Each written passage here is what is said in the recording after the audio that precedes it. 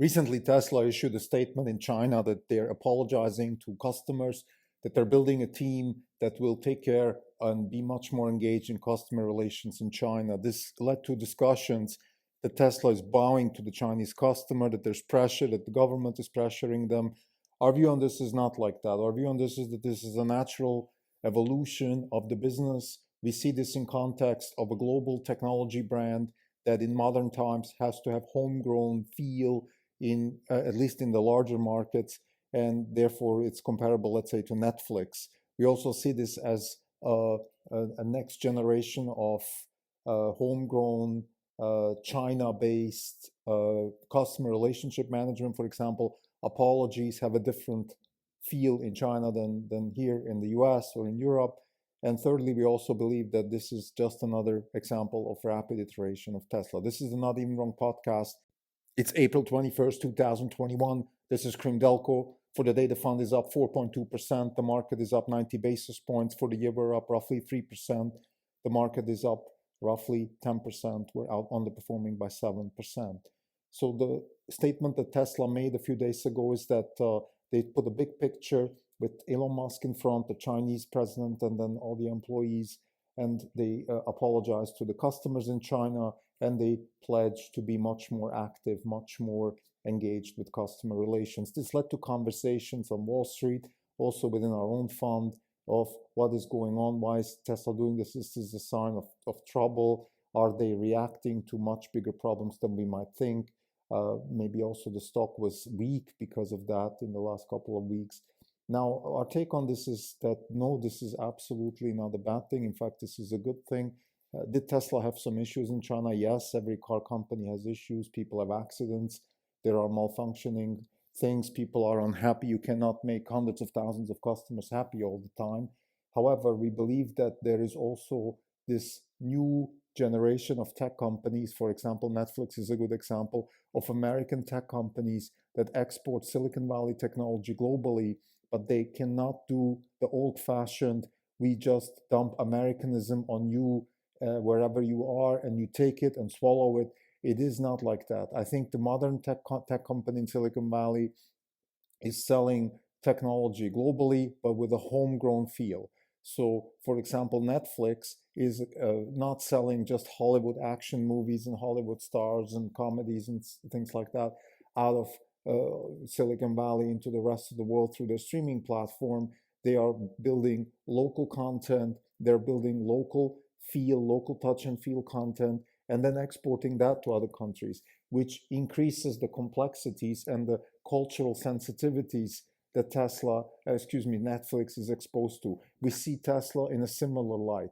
The local sensitivities, the local necessities, the local media customer relationship issues that come up if you are a global brand like Tesla with a homegrown feel are manifold, and they're part of the evolution of the company. We believe that this is actually a competitive advantage of Tesla, and therefore also part of the iterative process of creating disruptive innovation and becoming better and differentiated from the competition.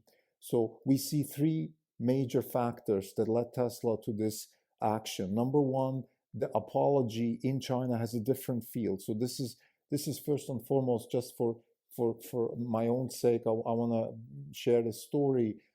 I lived in China in the mid-90s. I studied there, and I was involved in an accident. And the accident turned a little bit, let's say, aggressive in terms of people were yelling at me. People out on the street who started yelling at me. It was a very uncomfortable feeling. It was Shanghai. In those days, Shanghai was still very much biker type driven, so the streets weren't full of cars like today, and there were lots of bikes and people were yelling and screaming at me. I did understand some Mandarin and some Shanghainese, but of course I wasn't able to communicate properly. What happened is the police took me away, apparently for my own security, and I wasn't handcuffed or anything like that.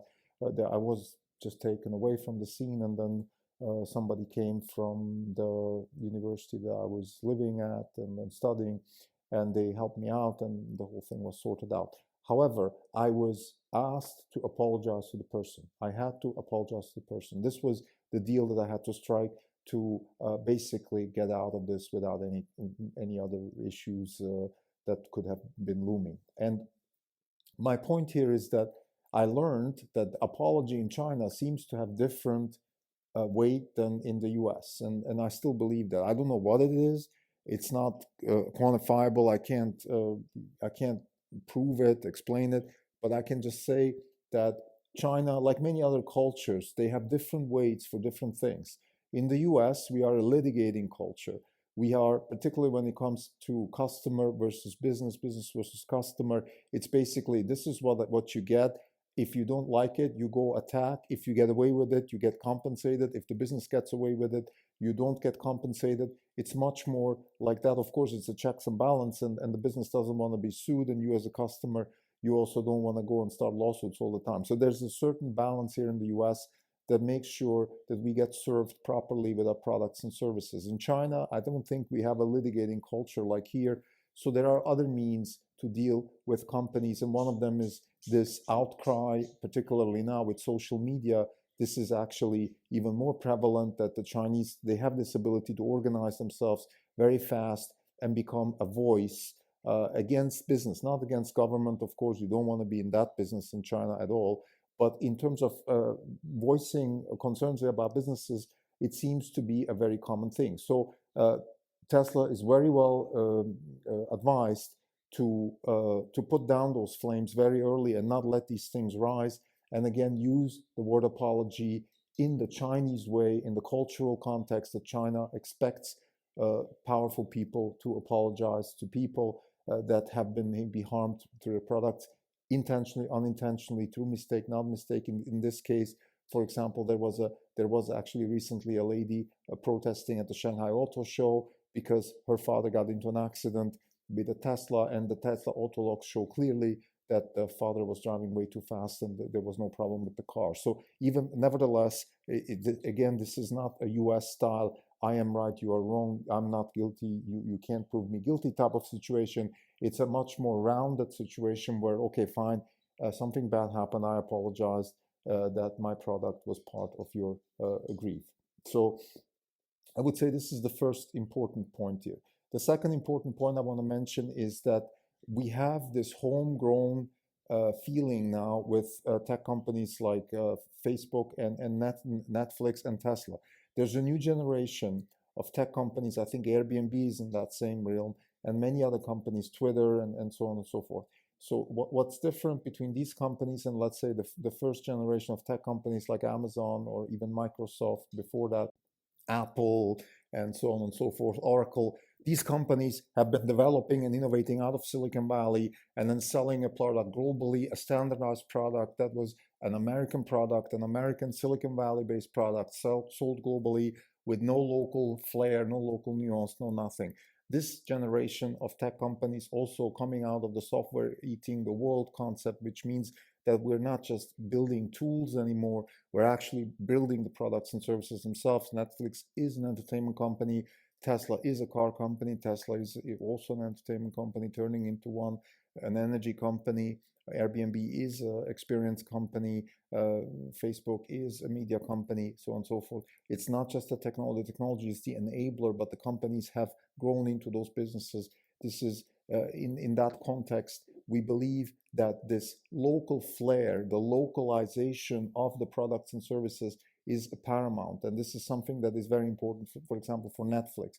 The big innovation of Netflix is not just that they're streaming movies globally, it is also that they're producing shows in France or Colombia or Spain and then selling them to other countries, sometimes to the US, sometimes to Europe, sometimes to India. They're making Indian shows that are sold in Indonesia, Indonesian shows that are sold in China, Chinese shows that are sold in the US. This is a new thing, and which is great, but it also creates this necessity to deal with sensitivities and cultural differences. For example, what's going on with Tesla right now is that the company is facing cultural sensitivities in China that they probably haven't been observing very well. They haven't even been thinking about very well.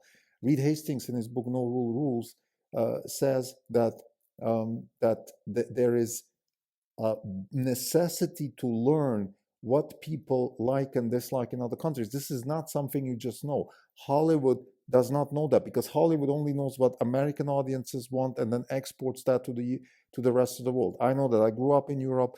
I was fed Hollywoodism pure. There was no local touch, no local sensitivities, no nothing.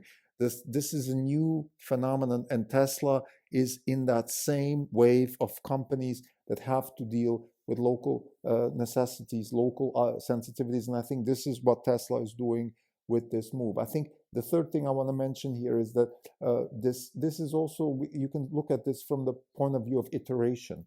We always talk about Tesla being a disruptor. Disruption is basically the lower the cost of iteration, the faster the disruption, the more disruption happens. Tesla is constantly iterating, and this is another part of the iterating formula of Tesla. For example, they could be trying something new in China just to see if it works and then export that to US or Europe. Why not?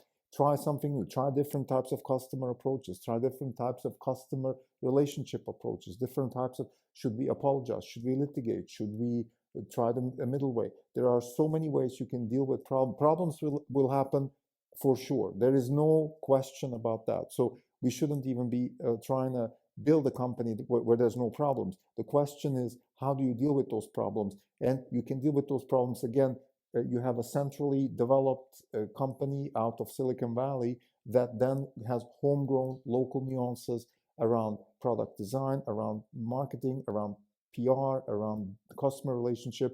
This is, I think, where Tesla is heading towards. It's maybe explicit or implicit, I don't know, but this is the way we see it. And therefore, we're actually very happy about this. This is a good development, and we believe that this is another piece of the competitive advantage story of Tesla. So to summarize, this new approach with customer relationship in China by Tesla, in our view, is to be seen as a positive for three reasons. Number one, apologies have a different feel in China and therefore must be taken very seriously. Number two, we have this new realm of tech companies out of Silicon Valley with global products, but local feel, touch and feel in terms of marketing, design, and customer relationship. And three, it's another good example of iteration. And like we said many times before, Tesla's rapid iteration is its main competitive advantage. Thank you.